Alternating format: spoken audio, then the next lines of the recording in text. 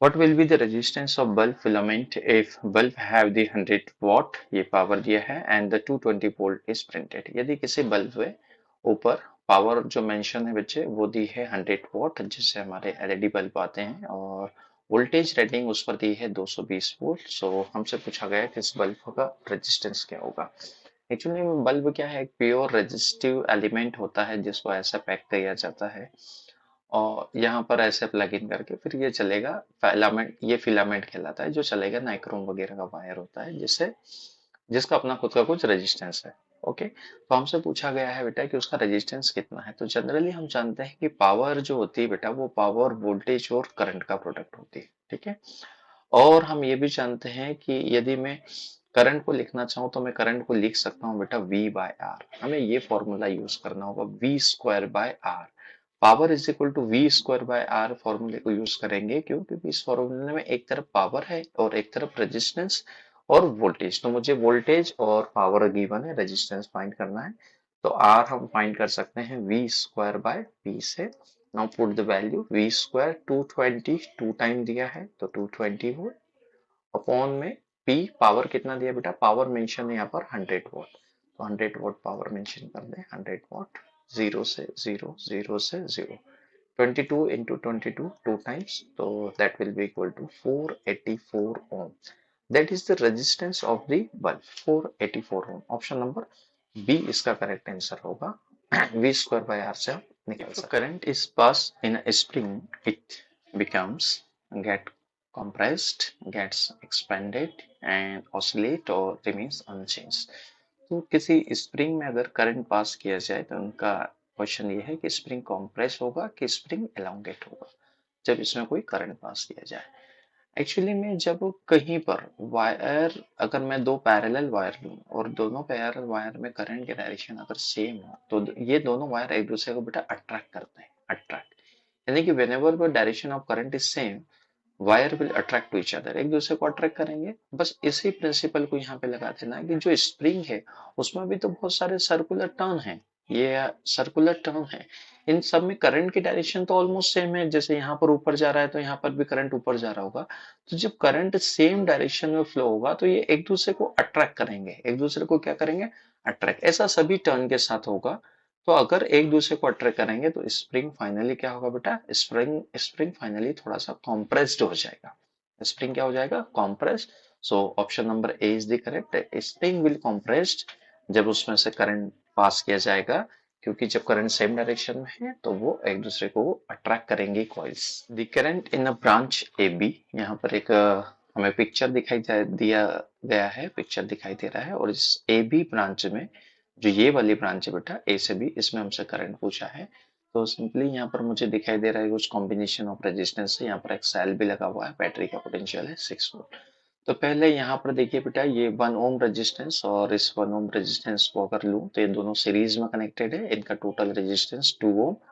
तो इस ब्रांच को मैं कंसिडर करूँ कि यहाँ पर 2 ओम का रेजिस्टेंस है ना। 2 ओम का रेजिस्टेंस पैरेलल में लगा हुआ है इस 2 ओम के साथ, तो ऊपर वाली ब्रांच में टोटल रेजिस्टेंस हो जाएगा 1 ओम। यहाँ पर मेरा ये ए पॉइंट है बेटा, और यहाँ से मैं नीचे जा रहा हूँ, इधर मेरा पॉइंट बी है। ऊपर टोटल रेजिस्टेंस मेरा 1 ओम आया। नीचे भी देख लेते हैं, नीचे इस पॉइंट और इस पॉइंट के बीच में अगर मैं इधर से जाता हूँ तो यहाँ पर 2 ओम है, यहाँ पर 2 ओम है, ये टोटल 4 ओम हो गया। और 4 ओम जो है बेटा वो 4 ओम के साथ पैरेलल में कनेक्ट है, तो that will be equal to 2 ohm. Series और पैरेलल कॉम्बिनेशन आपको आना चाहिए। यहाँ पर ये 2 ओम आया, और इधर मेरे पास बैटरी लगी हुई है बेटा, बैटरी लगी हुई है 6 वोल्ट की। टोटल सर्किट में अगर देखा जाए रेजिस्टेंस कितना है बेटा, ये फिर से ये देखें आप तो ये सीरीज में नजर आएगा, यानी कि टोटल रेजिस्टेंस 3 ओम है, और इसमें करंट एक ही घूमेगा, तो V अपॉन में R इक्विवेलेंट लिख सकता हूँ। V की वैल्यू है 6 अपॉन में 2 ओम और 1 ओम, दोनों फिर से सीरीज में कनेक्ट है, तो ये आएगा 6 ओम। तो value of the current is 2 ampere. ये 2 एम्पियर करंट ही यहाँ से पास होगा। तो option number B is the correct. अगर आप सीरीज और पैरेलल कॉम्बिनेशन नहीं जानते तो सीरीज में बता दें, रेजिस्टेंस को डायरेक्ट ऐड किया जाता है, और पैरेलल में रेजिस्टेंस रेसिप्रोकल होते हैं फिर ऐड होते हैं, और उनका जो रिजल्ट आता है वो भी 1/R इक्विवेलेंट के बराबर आता है। ठीक है, तो ऑप्शन इज 2 एम्पियर। आपको सिर्फ सिंपली सर्किट्स को सॉल्व करना है। A current of 4.8 ampere is flowing in a conductor. The number of electrons passing through any cross-sectional per second इस है ना, पर सेकंड में कितने इलेक्ट्रॉन पास होंगे इस चालक में 4.8 एम्पियर का करंट फ्लो हो रहा है। इट मींस करंट क्या होता है, current is basically the flow of charge, है ना, तो इसको Q बाई टी लिख सकता हूँ। और चार्ज जो है बेटा वो इलेक्ट्रॉन्स मिलकर बनाते हैं, तो Q इज इक्वल टू में N इंटू ई अपॉन में टी, इस फॉर्मूले को यूज करना पड़ेगा। N क्या है, नंबर ऑफ इलेक्ट्रॉन्स, है ना।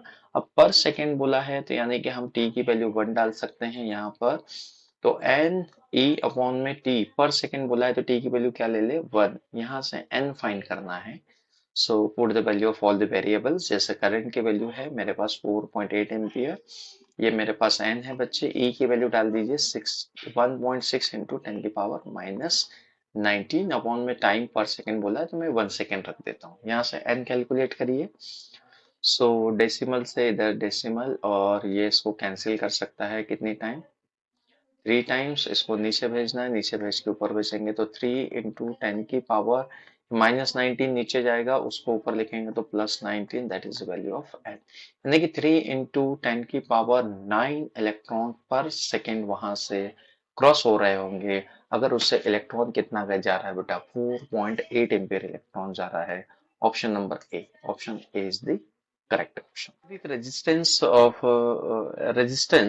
of a substance is increased with temperature, it is, ताप बढ़ाने पर किसका स्पेसिफिक रेजिस्टेंस बढ़ता है, तो वो कौन सा सब्सटेंस होगा, ये हमसे पूछा गया है। तो मेटल, इंसुलेटर, और यहाँ पर और नाम लिखे हुए हैं, मेटल है, इंसुलेटर है, सेमीकंडक्टर है और सुपर कंडक्टर है। तो कौन है जिसका ताप बढ़ाने पर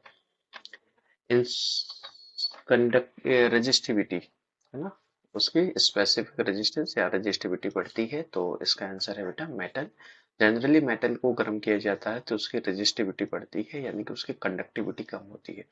कंडक्टिविटी मेटल की डिक्रीज होती है when rise in temperature, temperature बढ़ने पर रेजिस्टिविटी बढ़ती है। इंसुलेटर में ज्यादा इफेक्ट नहीं पड़ता। सेमीकंडक्टर में बेटा रेजिस्टिविटी कम होती है और कंडक्टिविटी बढ़ती है। कंडक्टिविटी सेमीकंडक्टर में इंक्रीज होती है। तो इसका करेक्ट ऑप्शन है option number A, A option is correct.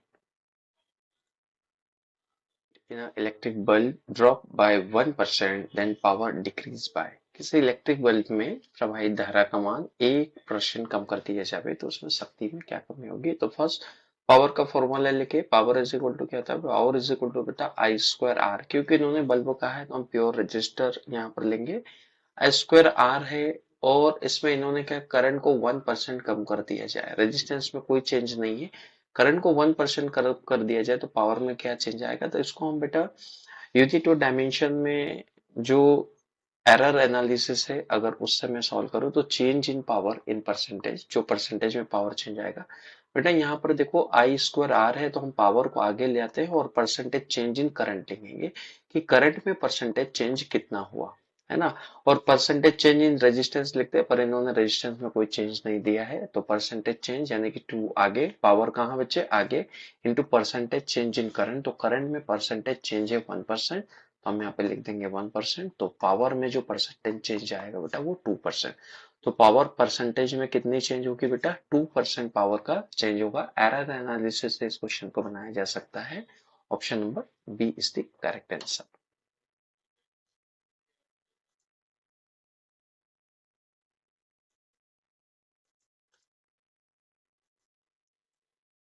If a wire is stretched to make it 0.1% longer, the percentage change in its resistance would be। यदि एक तार को खींचकर 1% लंबा कर दिया जाए तो उसके प्रतिरोध में कितने प्रतिशत चेंज आएगा। तो first we know the resistance of any wire is rho L upon A. यदि हम वायर को बेटा खींचते हैं, सपोज मेरे पास एक वायर है, यदि मैं इसे खींचता हूं यानी कि इसको मैं थोड़ा सा लेंथ में बढ़ा दूं तो ये थोड़ा सा पतला हो जाएगा, यानी कि इसका एरिया कम हो जाएगा पर इसकी लेंथ इंक्रीज हो जाएगी। जो चीज कांस्टेंट रहने वाली है वो है इसका वॉल्यूम कांस्टेंट रहेगा, इसके वॉल्यूम में कोई चेंज नहीं आएगा। यानी कि अगर इसका पहले एरिया ए था, लेंथ इसकी एल थी और बाद में इसके एरिया मान लो ए2 है और लेंथ इसकी एल2 है, ये दोनों आपस में बराबर रहेंगे। एरिया इंटू लेंथ क्या बनाएगा, वॉल्यूम। तो यहां से मैं कह सकता हूं कि एरिया इंटू लेंथ दोनों का प्रोडक्ट जो बच्चे वो है कांस्टेंट रहेगा, यानी कि जो लेंथ है वो इनवर्सली प्रोपोर्शनल रहेगी 1/एरिया के। लेंथ किसका इनवर्सली प्रोपोर्शनल है, 1/एरिया के। सो मैं इस फॉर्मूले में R is equal to rho L/A जो लिखा है, इन प्लेस ऑफ A मैं ये भी लिख सकता हूं कि area is inversely proportional to 1/लेंथ। सो यहाँ पर मैं पुट करता हूं बेटा, A की जगह मैं लिखता हूं 1/L। तो 1/L यानी कि L ऊपर गया L²। सो वायर को जब हम खींचेंगे बेटा तो रेजिस्टिविटी में कोई चेंज नहीं आएगा, यानी कि जो रेजिस्टेंस ऑफ वायर है it is directly proportional to L²। Now यहां से मैं अपना एरर एनालिसिस वाला पार्ट करूं कि percentage change in resistance is equal to percentage change in length. Length में परसेंटेज में कितना चेंज हुआ वही हम परसेंटेज चेंज इसमें लगा सकते हैं, पर लेंथ के पावर में 2 है तो यहाँ 2 आगे आ जाएगा, 2 into percentage change in length. तो 2 into percentage change in length, length में कितना चेंज हुआ बेटा, 0.1% का, तो यहाँ पे 0.1 परसेंटेज चेंज इन लेंथ। तो answer is 0.2%। 0.2% is the correct answer. Answer C है, 0.2% उसके रेजिस्टेंस में चेंज आएगा। ठीक है, तो फिर से एरर एनालिसिस हम इसे बना सकते हैं। अदरवाइज दूसरी मेथड भी है जिसे हम इन्हें बना सकते हैं, जो कि एक लंबी मेथड होगी।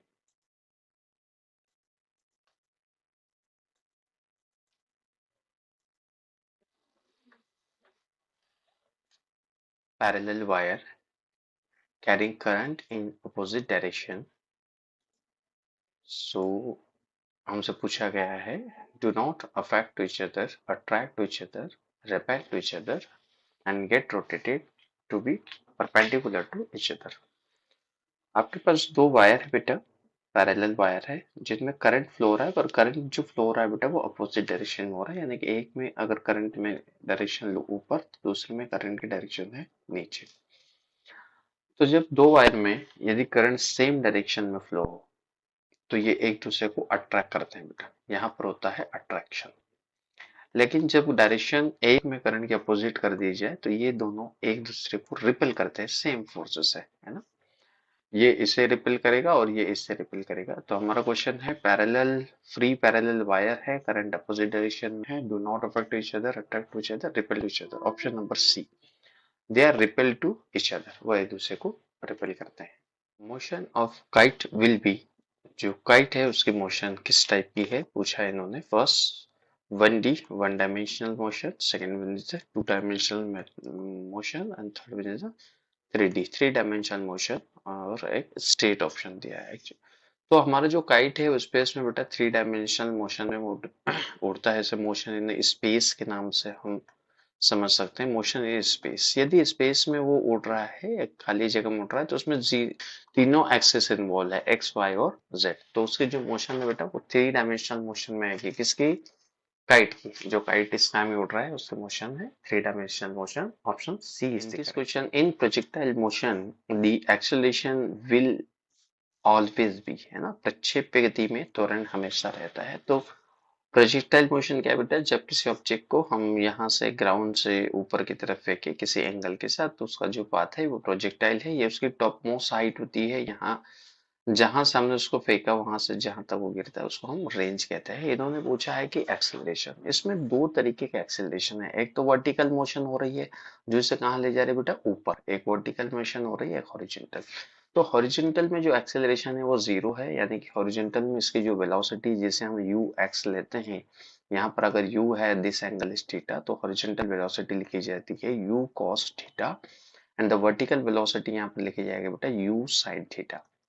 इन्होंने पूछा एक्सेलरेशन क्या होता है, हॉरिजॉन्टल में कोई एक्सेलरेशन नहीं होता, वेलोसिटी कांस्टेंट होती है u cos थीटा। लेकिन एक और एक्सेलरेशन इसमें होता है वर्टिकल y डायरेक्शन में, जो कि माइनस g होता है ना, मोशन अंडर द ग्रेविटी का ही एग्जांपल है। तो इसमें एक्सेलरेशन पूछा गया कैसा है, एक डायरेक्शन में जीरो है और एक डायरेक्शन में कांस्टेंट है। तो इसका जो सही आंसर है जीरो नहीं है, जीरो तब होता है बेटा जब सिर्फ उसको एक्स डायरेक्शन में पूछा जाता। इसका सही आंसर है कांस्टेंट, उसका एक्सेलरेशन कांस्टेंट होता है एंटायर द मोशन, क्योंकि एक्सेलरेशन लिखा जाएगा तो एक्सेलरेशन लिखा जाएगा एक्स डायरेक्शन का एक्सेलरेशन वेक्टर फॉर्म में plus Y direction acceleration, total यही लिखा जाएगा, जो नंबर एक कांस्टेंट आएगा। तो option number A projectile motion में एक्सेलरेशन ऑलवेज बी कांस्टेंट।